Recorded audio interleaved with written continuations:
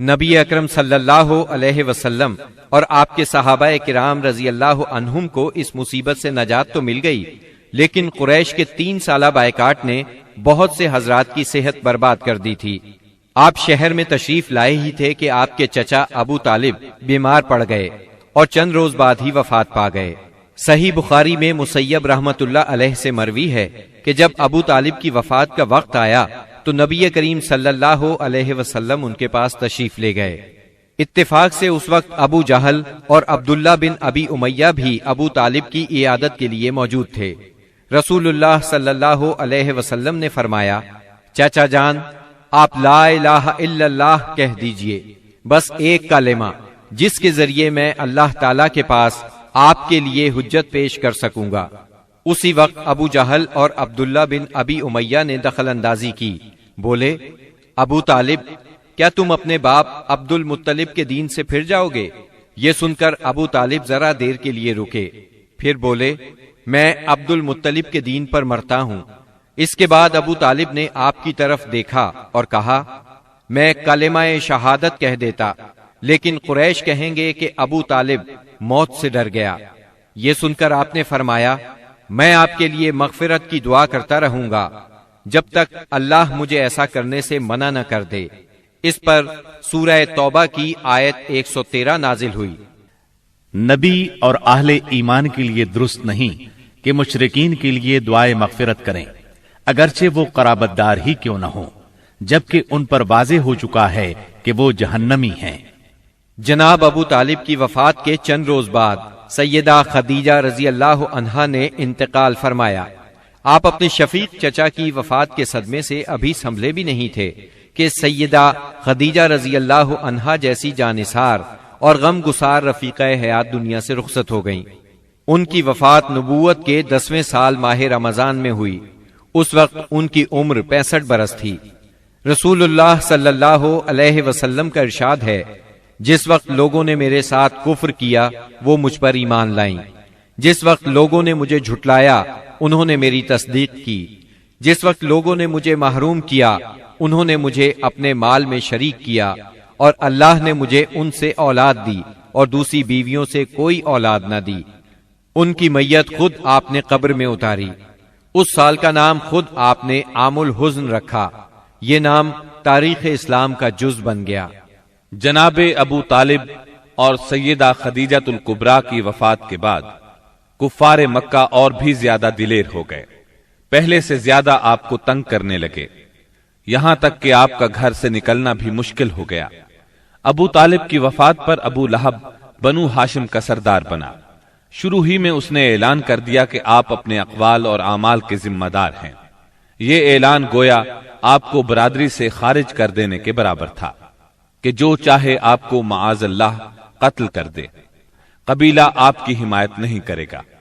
آخر کار آپ شوال 10 نبوت اواخر مئی یا اوائل جون 619 عیسوی کو اس ارادے سے طائف تشریف لے گئے کہ بنی ثقیف کو اسلام کی طرف بلائیں، اور اگر وہ اسلام قبول نہ کریں تو انہیں کم از کم اس بات پر آمادہ کریں کہ وہ آپ کو اپنے ہاں چین سے بیٹھ کر کام کرنے کا موقع دیں۔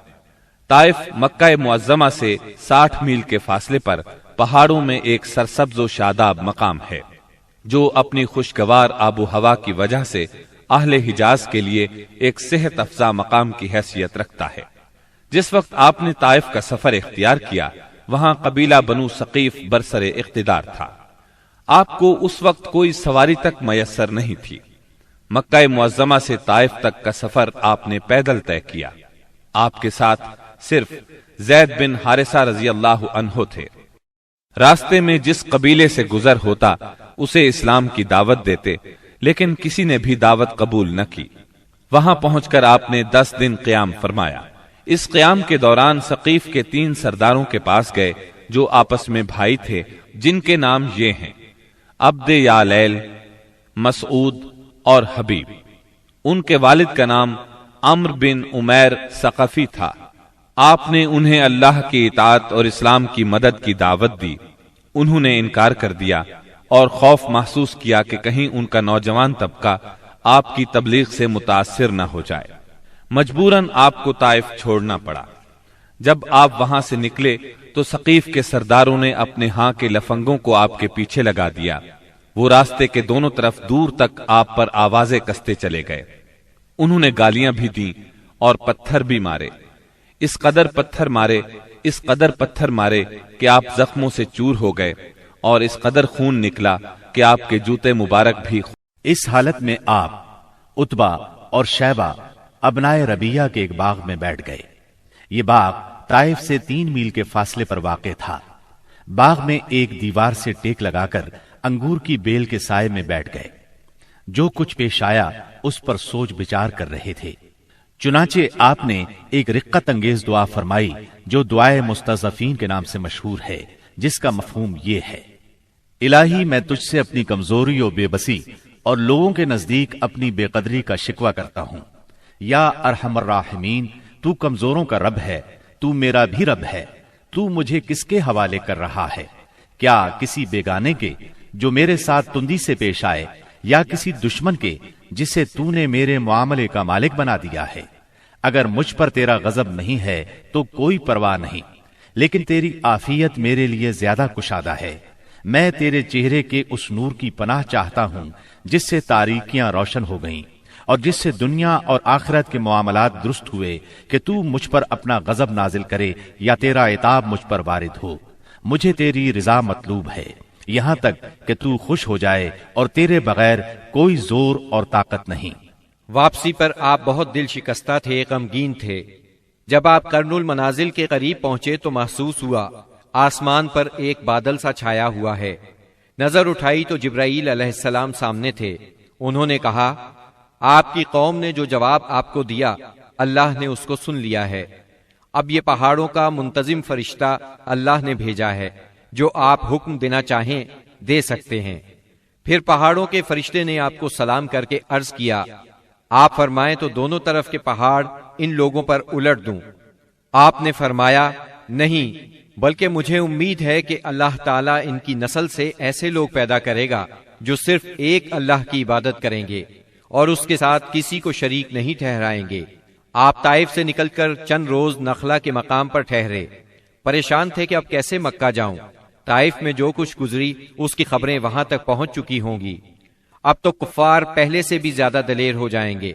انہی دنوں کا ذکر ہے، ایک رات آپ نماز میں قرآن پڑھ رہے تھے کہ جنوں کے ایک گروہ کا ادھر سے گزر ہوا۔ انہوں نے قرآن سنا تو ایمان لے آئے، اپنی قوم میں جا کر تبلیغ شروع کر دی، اور اللہ نے اپنے نبی کو یہ خوشخبری سنائی کہ انسان اگرچہ آپ کی دعوت کو قبول نہیں کر رہے، مگر بہت سے جن اس کے گرویدہ ہو گئے ہیں اور اس دعوت کو اپنی جنس میں پھیلا رہے ہیں۔ اس واقعے کی تفصیل سورہ احقاف کی آیات 29 تا 31 میں درج ہے۔ اور یاد کرو جب ہم نے آپ کی طرف جنوں کے ایک گروہ کو متوجہ کیا کہ وہ قرآن سنے، پس جب نبی کے پاس پہنچ گئے تو ایک دوسرے سے کہنے لگے، خاموش ہو جاؤ۔ پھر جب تلاوت ختم ہو گئی تو اپنی قوم کو خبردار کرنے کے لیے واپس لوٹ گئے۔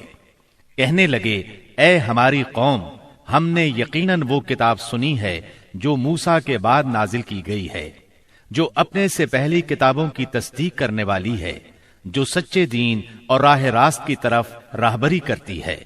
اے ہماری قوم، اللہ کے بلانے والے کا کہا مانو، اس پر ایمان لاؤ تو اللہ تمہارے گناہ بخش دے گا اور تمہیں المناک عذاب سے پناہ دے گا۔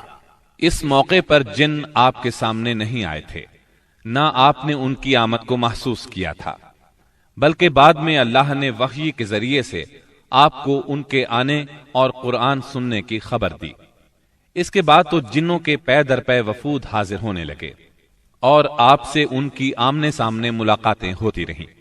چند روز بعد رسول اللہ صلی اللہ علیہ وسلم نخلا سے نکل کر مکہ معظمہ روانہ ہوئے۔